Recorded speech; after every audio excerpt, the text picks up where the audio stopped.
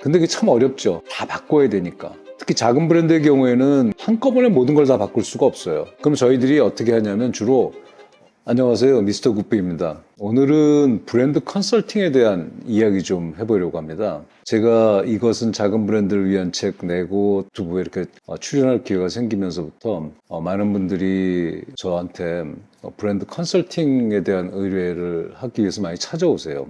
F&B 사업을 하는 자영업 하시는 분들, 조금 어느 정도 규모가 있는 중소규모의 그런 기업, 또 심지어 사실은 정말 큰 기업에 비해서는 작지만 우리가 대기업이라고 할 수 있는 그 나름대로의 상대적인 작은 브랜드 하시는 분들이 많이 오시는데, 특히 정말 조금 작은 규모의 이런 기업의 경우에 보면 공통적인 특징이 하나 있어요. 어느 정도까지는 사실 브랜딩이고 마케팅이고 브랜드고 뭐 이런 개념 전혀 모르고 제품이나 서비스의 본질이 좋기 때문에 어느 수준까지는 일정 수준의 성장을 해요. 근데 그러고 난 다음에는 그걸 더 어떻게 성장시켜야 될지에 대한 방법이 막막한 거예요. 그런 걸 볼 때마다 어떤 생각이 드냐면 이 브랜드에 대한 컨설팅, 특히 작은 브랜드의 경우에 컨설팅을 받는다는 것이 여러분들 운동하시죠? 뭐 골프나 테니스나 또는 뭐 러닝이나 뭐 이런 것들 하시는 분들이 꽤 있을 텐데 그런 운동에서 레슨을 받는 것과 비슷하다고 보시면 됩니다. 예를 들어서 운동신경이 좀 뛰어나신 분들은 특히 골프처럼 어려운 운동의 경우에도 특별히 뭐 엄청난 레슨을 받지 않고서도 뭐 한 1년 쳤는데 나 100을 깼는데 뭐 이런 분들이 계시고요. 테니스 같은 경우도 조금 폼이 좀 이상하긴 하지만은 한 1년도 채 안 쳤는데 NTRP라는 그 레이팅하는 포인트가 있어요.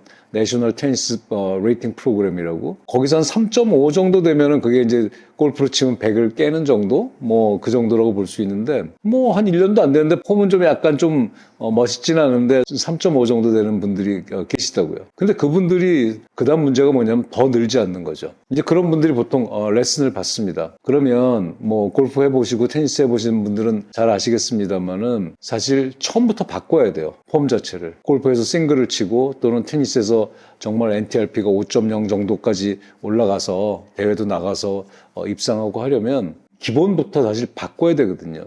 근데 그게 참 어렵죠. 해보신 분들 아시지만은 일단은 자기가 여태까지 몇 년 동안 쭉 해왔던 것들을 다 바꿔야 되니까. 그리고 심지어 그렇게 바꾸고 나면 스코어가 더 나빠지기도 하죠. 그러니까 어떤 일이 벌어져요? 중간에 그냥 하다가 말아버려요. 그냥 내가 하던 대로 하는 게 훨씬 더 편해. 이렇게 되는 경우들이 꽤 있죠. 브랜드 컨설팅의 경우에도 마찬가지입니다. 특히 작은 브랜드의 경우에는 가용할 수 있는 예산이 풍족하지 않기 때문에 한꺼번에 모든 걸 다 바꿀 수가 없어요. 그럼 저희들이 어떻게 하냐면 주로 처음 와서 의논을 하고 이것부터 이렇게 바꿔 가시는 게 좋겠어요 라는 제안을 하나 둘씩 차례로 합니다. 예를 들자면 그런 거죠. 만약에 뭐 테니스로 치자면은 일단 첫 번째는 다른 것보다 그립을 바꾸셔야 되겠어요.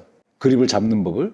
그 다음에는 스윙하는 방법을 바꾸고 스윙하는 방법이 몸에 익으면 그 다음 테크닉으로 들어가는 건데 그래서 저희가 작은 브랜드의 경우에도 그런 식으로 컨설팅을 유도합니다. 그런데 제가 지난 한 2년 정도 시간 동안 저에게 찾아오셨던 작은 브랜드를 운영하시는 분들하고 이런 것들을 해본 결과 50% 이상이 좀 더 솔직히 얘기하면 한 7, 80% 정도가 성공하지 못했어요. 왜 그러냐면 정말 원하시는 2차 성장, 지금 현재 왔던 1차 성장의 단계를 넘어서 2차 성장으로 가시려면 테니스에서 스윙에서 백스윙 하시는 법부터 바꾸셔야 됩니다. 이런 얘기를 이제 제가 드리는 거죠. 근데 그때는 다 끄떡끄떡 하세요. 그랬군요.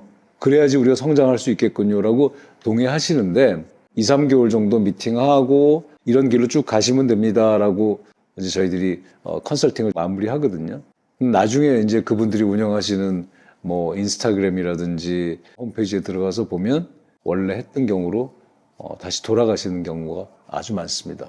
바꾼 스윙 폼이 어색한 거죠. 그리고 뭔가 그게 당장의 성과로 이어지지 않기 때문에 이럴 거면 차라리 내가 원래 하던 대로 하는 게 낫겠다. 그럴 수도 있겠죠. 하지만 우리 제일 처음으로 돌아가서 생각해보자라는 거죠. 왜 컨설팅을 받으러 왔고 우리가 운동의 경우에는 왜 돈을 내고 레슨을 받으러 가는가. 그 단계를 뛰어넘고 싶어서 그런 거거든요.